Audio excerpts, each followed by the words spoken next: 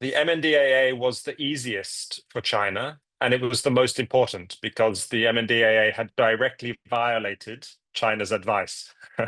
It was put as advice, but we know that when China advises something, this is not a optional thing, right? So this was the easiest. They have a lot of leverage over the MNDAA.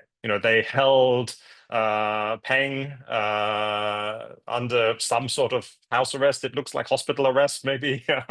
They put a lot of pressure. They closed the border. They have a lot of leverage.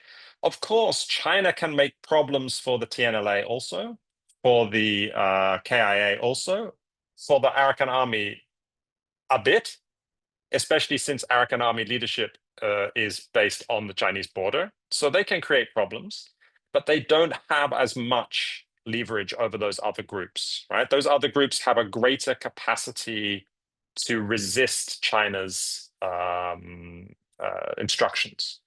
So I think China, and they have a greater incentive to do it as well. The TNLA, has certain objectives that for it are extremely important for its future survival. So when it becomes a question between future survival and pressure from Beijing, they have to choose, they feel that they have to choose their future survival, right? So the worst thing for China would be that it draws a red line, it gives an ultimatum, it insists on something, and a group says no, or just doesn't do it. This is very bad for China because it shows the limits of their power. And it's unacceptable for China that a small, insignificant group in a small country on its border could say no. So they could not accept this. They would have to respond, and this could quickly escalate in ways that were not very helpful for China. So I think they're aware that they should insist on things that are possible and not insist on things that are impossible or very difficult. So there are a number of things. I mean, TNLA doesn't have a big border presence on China. It's much more inside Shan State, so it's harder for China to put pressure. For the KIA, I think the real issue is the rare earths. KIA is now controlling a significant proportion of China's vital rare earth feedstock or source supply. And KIO can make a lot of problems for China with this, right? So this gives KIA leverage. And the KIA are not that close to China, right? I mean, they are reliant on the goodwill of China, but they also have a long history of balancing relations with China with other things. They are good. They're very smart at navigating this China relationship. They are not a proxy. They are not Beijing cannot pick up the phone to the KIA and give instructions, right? So the KIA has leverage, and we've seen this. China has not made a big deal about KIA fighting. They have not insisted, okay, everything must stop. They've done very little in public. They've said very little in public about the KIA.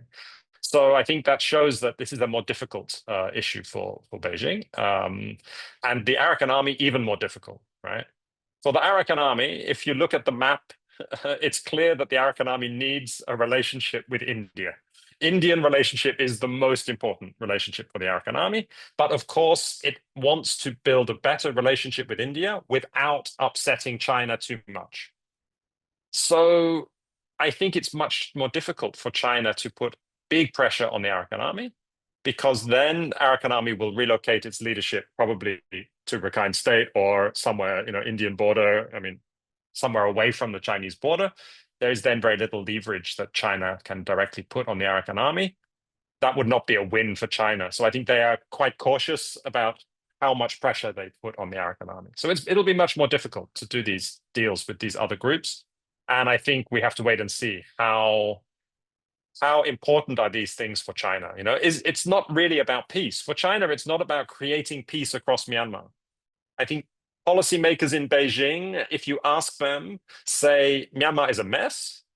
Myanmar has always been a mess.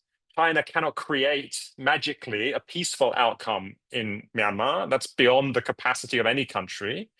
So the best thing that China can do is to kind of craft the situation in a way that is most positive for China, best for China's interests. So they can direct it a little bit, but they can't create, utopia in Myanmar. And so it's not about stopping all the fighting. It's not about creating a particular political outcome in Naypyidaw. It's about ensuring that China's interests are protected. That's all. So some fighting between the KIO and the regime is maybe okay, acceptable to China. The Arakan army is fighting in Rakhine State. I think China does not have a big problem with this. It trusts that the Arakan army will protect Chinese interests in Rakhine State, Chaopiu, particularly the gas pipeline and so on. So for this, I think China, will try to be, will try to show that it is being helpful, but it's not the top priority, I think.